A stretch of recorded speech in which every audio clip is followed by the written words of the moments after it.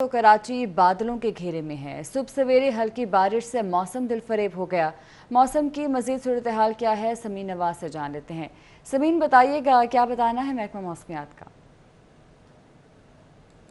جی بالکل، دیکھیے کراچی میں مونسون کے پہلے اسپیل کے بعد ایک دن تو خاصی گرمی رہی، لیکن سمندری ہوائیں بحال ہونے کے بعد گرمی کا موسم ختم ہو گیا اور موسم خاصی حد تک بہتر ہوا۔ لیکن کل سے جس طرح سے دیکھا جا رہا تھا کہ موسم جزوی طور پر ابرآلود ہے اور کل رات بھی مختلف علاقوں میں ہلکی بارش یا بوندا ریکارڈ کی گئی، تو صبح بھی یہ سلسلہ جاری ہے اور آج صبح سے ہی شہر کے مختلف علاقوں میں ہلکی بارش کی وجہ سے صبح جو ہے وہ انتہائی خوشگوار ہے۔ شہریوں کے چہرے بھی جو ہے وہ موسم کے اچھے ہونے کی وجہ سے خاصے کھلے کھلے نظر آتے ہیں۔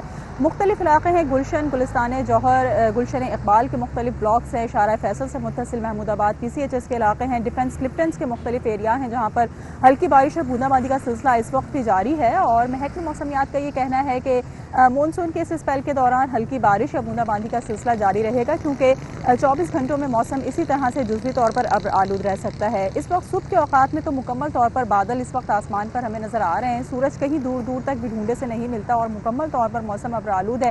ہوا خاصی اچھی چل رہی ہے، 28 نوٹیکل مائل فی گھنٹہ کی رفتار سے یہ ہوائیں جنوب مغربی سمت سے یعنی سمندری ہوائیں چل رہی ہیں اور ہوا میں نمی کا تناسب بھی خاصا زیادہ ہے۔ اب 89% 89% نمی کا تناسب ریکارڈ کیا جا رہا ہے، جس کی وجہ سے ہوا میں ایک خنکی اور ٹھنڈک سی ہے۔ آج کم سے کم درجہ حرارت بھی 28.5 ڈگری سینٹی گریڈ ریکارڈ کیا گیا ہے، لیکن بارش کے بعد یہ درجہ حرارت مزید کم ہوا اور اس وقت 28.2 ڈگری سینٹی گریڈ ریکارڈ کیا جا رہا ہے، جو زیادہ سے زیادہ دن کے اوقات میں 32 یا 34 ڈگری سینٹی گریڈ تک جا سکتا ہے۔